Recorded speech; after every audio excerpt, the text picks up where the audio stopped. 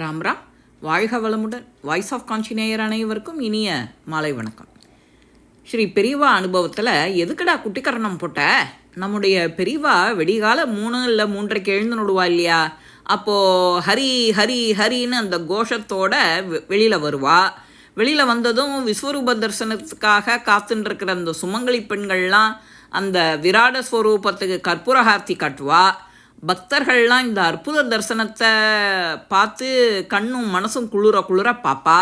பெரியவா சில சமயம் ஏதாவது 1-2 வார்த்தைகள் யாருடனாவது பேசுவா. பின்னாடி அப்புறம் கொட்டகை பக்கம் போய் காலக்கடன்களெல்லாம் முடிச்சுட்டு வருவா.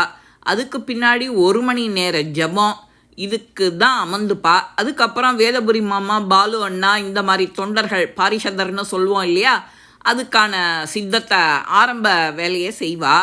ஒரு தையல் இலை மேலே கங்கை சொம்பில் ஓட்டை போட்டு வச்சு அதில் விபூதி, மடல், கடிகாரம் எல்லாத்தையும் வைப்பா. பெரியவா கங்கா தீர்த்தத்தை புரோக்ஷணம் பண்ணிட்டு சிரசுலேருந்து பாதம் வரைக்கும் அந்த விபூதியை தடவிப்பா. பரமேஸ்வரனுக்கு பஸ்மத்தால் அபிஷேகம், விபூதியால் அபிஷேகம் செய்கிற மாதிரி காட்சி அளிப்பா. அதுக்கு பின்னாடி விபூதி ஸ்நானம், அந்த விபூதியை குழச்சி நெத்தியில் இட்டுப்பா. அப்போது தேஜோமயமாக ஜொலின்னு ஜொலிப்பாலாம். அதுக்கப்புறம் பஞ்சாங்க படனம் பண்ண சொல்லுவார். பஞ்சாங்கம் வாசிக்கிறத பெரியவா எப்போதுமே உன்னிப்பாக கேட்பா. பஞ்சாங்கம்னா என்னன்னு கேட்குறாள்? திதிவார நட்சத்திரம்தான். அந்த திதிவார நட்சத்திரம், யோககரணம், இந்த 5ம் சேர்ந்தது தான். திதியை சொன்னால் ஐஸ்வர்யம் கிடைக்கும், வாரத்தை சொன்னால் ஆரோக்கியம் கிடைக்கும், நட்சத்திரத்தை சொன்னால் பாவம் போயிடும், யோகத்தை சொன்னால் வியாதி போகும், கரணத்தை சொன்னால் காரிய சித்தி கிடைக்கும். எல்லாரும் தினமும் இந்த பஞ்சாங்கத்தை வாசிக்கணும். இது பெரியவா சொல்லிகிட்டே இருப்பா. சின்ன வயசு முதலே வேதபுரி மாமா பையனாக இருக்கும்போதே பெரியவாளால் அங்கே வந்து சேர்ந்துட்டாள் இல்லையா, சதா வாசிக்கிற பாக்கியம் அந்த வேதபுரி மாமாவுக்கு கிடச்சிது.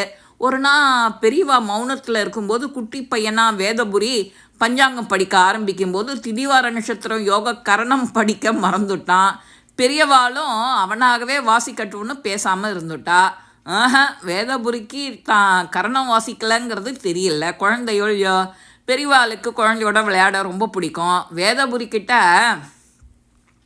குட்டிக்கரணம் போடுறது மாதிரி சைகை காட்டினா கரணங்கிறத ஞாபகப்படுத்துக்கிறாராம் அந்த குட்டி பையனுக்கு.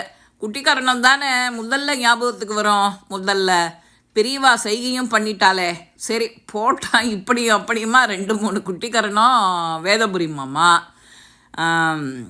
முன்னால் மௌனமாக கட்டாயம் உள்ளுக்குள்ளே எல்லாரும் விழுந்து சிரிச்சிருப்பா. இத்தனை வயசுக்கு அப்புறம் அதையும் சிரிச்சிருப்பா வேதபுரி மாமா. நம்ம வயசான குழந்தை பக்கத்தில் நின்றுட்டு இருக்கும்போது வேதபுரியோட குட்டிக்கரணத்தை கண்டு சிரிச்சுட்டாலாம். அதுக்குள்ளே யாரோ அங்கே என்ன கரணங்கிறத வாசிச்சுட்டா. வெளியே வந்ததும் அந்த வேதபுரிக்கிட்ட இன்னொரு தொண்டர், நீ எதுக்குடா பெரியவா முன்னாடி குட்டிக்கரணம் போட்ட அப்படின்னா, பெரியவா சைகையால் குட்டிக்கரணம் போட சொன்னால் அதான் போட்டேன். உன்னை பஞ்சாங்கத்தில் இருக்கிற கரணம் என்னன்னு படிக்க சொன்னாடா. வேதபுரி தன்னைத்தானே மக்கு பித்துக்குழின்னு சொல்லிட்டு வேலையை பார்க்க செஞ்சுட்டாலாம். அந்த மாதிரி அவ்வளவு இன்னசென்ட்டாக எப்படியெல்லாம் இருந்திருக்கா அந்த காலத்து மனுஷான்னு பாருங்க. நேற்றுக்கு உன்னை கரணம் படின்னு சொன்னேன், நீ எதுக்கு குட்டிக்கரணம் போட்ட? வெள்ளையான மனசோட உம்மாச்சி கையால் குட்டிக்கரணம் போட்டேன். அதான் நீங்கள் சைகை காட்டினேல் நான் போட்டேன். பெரியவா முந்தின நாள்லேருந்து அடக்கி வச்சுட்டு இருந்த சிரிப்பை அப்போது சிரின்னு சிரிச்சாலாம் உம்மாச்சி தாத்தா. உம்மாச்சி தாத்தா, நீங்கள் ஏன் இப்படி மௌனமாக இருக்கேள்? நான் அம்பாவை நினச்சிட்டு இருக்கேன்டா. வெள்ளையான பால் மாதிரி ஒரு பதில். தன்னோட கேள்விக்கு எவ்வளோ அழகாக பெரியவாளை தரிசனம் பண்ணி சிரோன்மணி பட்டம் வாங்கிட்டு வந்தவா 4-5 வித்வான்கள் அங்கே இருக்கும்போது பெரியவா சாஸ்திர விஷயங்களை அவாக்கிட்ட சம்பாஷணை பண்ணின்னு இருக்கும்போது பேச்சு வாக்கில் இங்கே வரவாள்லாம் நமஸ்காரம் பண்ணினா நான் திருப்பி நாராயணான்னு சொல்லி ஆசீர்வாதம் பண்ணுறேன். நான் சன்னியாசி. ஆனால் சம்சாரிகள் நீங்கள்லாம் என்ன சொல்லி ஆசீர்வாதம் பண்ணுவேல்? தீர்காயுஷ்மான் பவ அப்படின்னு சொல்லுவோன்னாலாம்.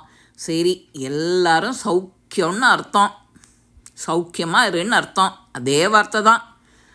எல்லாரும் ஆமோதிக்கிற மாதிரி அந்த இன்சிடெண்ட்டை எல்லாரும் இவ சொன்ன உடனே விழுந்து விழுந்து சிரித்து அன்னைக்கு அத்தனை அபிமானம் கிடச்சிதோ அந்த வேதபுரி மாமாக்கு. என்ன அழகாக அந்த காலத்தில் அவள்லாம் இருந்திருக்கா. இப்போ கலிகாலம்னு சொல்கிறோம், அந்த காலம் இனி வருமோ? வராது. அதே போல் நாமளும் இந்த மாதிரி அனுபவங்கள்லாம் தேடி பார்த்து அதை லைக் பண்ணி மற்றவாளுக்கு எடுத்துகிட்டு போங்க. இவ்வளவு அப்பாவியான மனுஷால அந்த காலத்தில் இருந்திருக்கா. அந்த மாமாவை நான் நேரில் பார்க்குற பாக்கியம் எனக்கு கிடச்சிது. எல்லாம் பெரியவா திருவிளையாடல் தான். இந்த பதிவு உங்கள் எல்லாருக்குமே பிடிச்சிருக்கோம். லைக் பண்ணுங்க, ஷேர் பண்ணுங்க, பெல் பட்டனை கிளிக் பண்ணுங்க, சப்ஸ்கிரைப் பண்ணுங்க, கமெண்ட்ஸ் பாக்ஸில் கமெண்ட்ஸ் போடுங்க. ஸ்ரீ மகா பெரியவா திருவடிகளே சரணம். நல்லதே நடக்கும். ஆனந்தமாக இருப்போம் நண்பர்களே. வாழ்க வளமுடன்.